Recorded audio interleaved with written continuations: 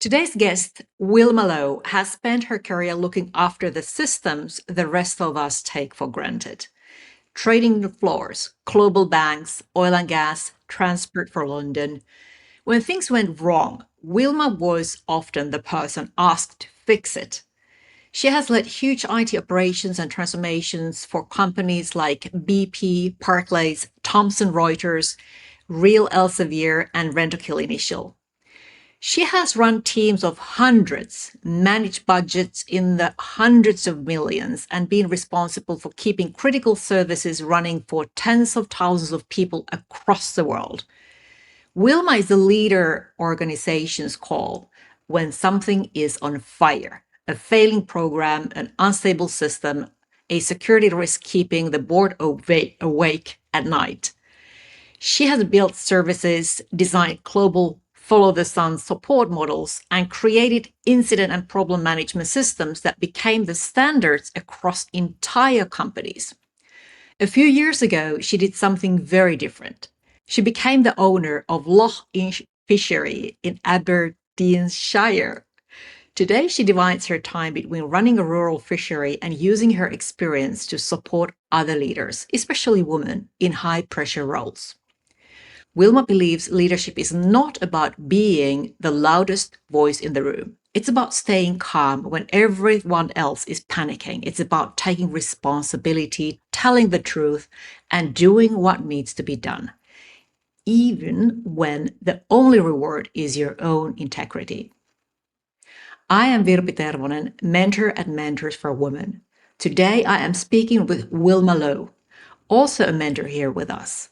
She's a former global CIO level leader, a business owner, and the woman who has spent decades holding up the infrastructure most of us never see. If you have never wondered what real leadership under pressure looks like behind the scenes, this conversation is for you. Wilma, your CV reads like a tour to some of the biggest names in finance, energy, and transport. When you look back, what's the thread that runs through all those roles for you personally? First of all, thank you for that generous introduction. With the roles, I've always gravitated towards roles where there's a really complex problem that needs untangling. And that's often the case in big organizations with IT, global systems, obviously. When you're dealing with multiple countries, different languages, security concerns, the need to keep systems robust and easy for people to use, there's never a shortage of challenges, which is what I enjoy. I also really enjoy the sense of improvement. There's always something that can be made better. And just as importantly, I love building teams and seeing people grow in confidence and capability. Any success I've had has really come from those teams that I've worked with. I owe them a lot. You were often brought in when something was really already broken, a failing program, unstable services, serious incidents. How do you stay calm and clear-headed when you walk into that kind of situation?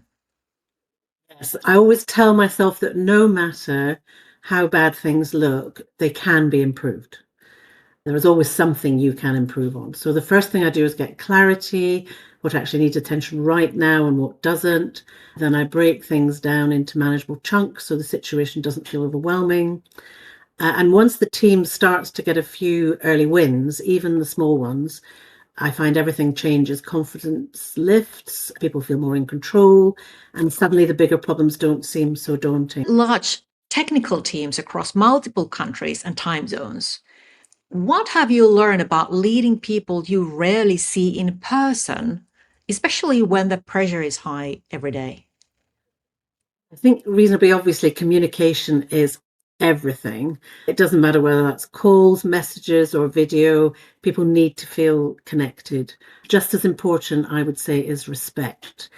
Everyone needs to feel that their voice matters, no matter where they're based or whatever their role is.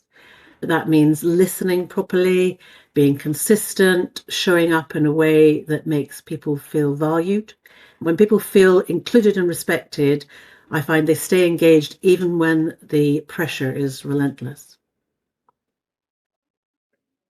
At PB, Barclays, and other companies you helped build global incident and problem management processes. For leaders who don't work in IT, what are the key lessons about handling crisis that they can borrow from that world?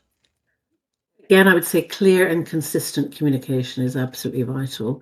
When you're in a crisis, people want to know what's going on and when they'll hear more information. So it's even important, even if there's not much new to say, regular updates help keep people calmer and feel more in control. Then, once the immediate issue is over and the crisis is hopefully averted, it's really important to understand why it happened in the first place and taking root causes seriously, actually following up through on fixing them. That makes a huge difference. You have worked in very male dominated environments for most of your career. What was that like early on, and what helped you keep going and keep progressing? I was quite lucky when I first joined the city just after Big Bang. There was a real shortage of people with IT skills, so that probably made it easier for me to move up early on. Having said that, I was often the only woman in the room, apart from perhaps somebody from HR. But I always believe that if you work openly, honestly, and collaboratively, people will see your value over time, no matter your sex. I also make a point of supporting my peers and others where I can. In my experience, even the most confident, successful men appreciate support when it's offered in the right way, even from a woman. Looking back, what do you wish more senior women in technology and operations would give themselves permission to do differently, whether that's around boundaries, visibility, or career choices? I wish more women felt able to speak plainly in the boardroom.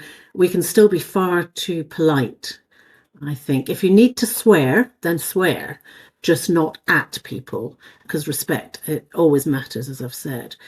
But being direct and visible doesn't make you difficult, it makes you effective. And giving yourself permission to take up space can really change how you're perceived.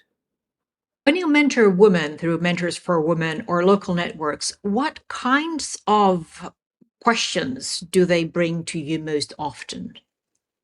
A lot of questions are about confidence, whether they're ready for the next step, how to handle tricky situations, whether they're overthinking things. I'd say underneath that, they're usually looking for reassurance and perspective. Often, what they value most is just having a safe space to talk things through with someone who's been there and understands the realities. For a woman listening who is the safe pair of hands in her organization, always fixing problems and rarely in the spotlight, what would you want her to hear from you today? I would want to say start keeping track of what you achieve and get comfortable talking about it. Make sure the right people know what you're delivering, even if it just feels like you're just doing your job. If you're proud of what you've done, say so. Letting others see your impact isn't boasting, it's making sure that your work counts. Thank you so much, Wilma. I really appreciated you being here. Thank you. I enjoyed the experience. Nice to talk to you.